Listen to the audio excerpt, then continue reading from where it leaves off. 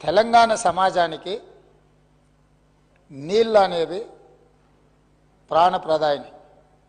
ముఖ్యంగా దక్షిణ తెలంగాణ మహబూబ్ నగర్, రంగారెడ్డి, నల్గొండ, ఖమ్మం జిల్లా వరకు కృష్ణానది జలాల మీదనే ఆధారపడి జీవితాలు కొనసాగిస్తున్నాము.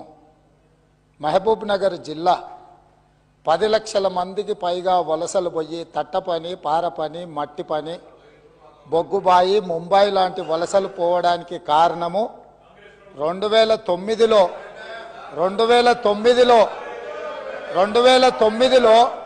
ఒక వ్యక్తి కరీంనగర్ జిల్లా ప్రజలు తరుముతే అక్కడి నుంచి పారిపోయి పాలమూరు జిల్లాకు వలస వస్తే అయ్యో పాపం వలస వచ్చిండని చెప్పి ఆదరించి ఎంపీగా గెలిపిస్తే పోయి అదే పత్తాటు పోయిండు.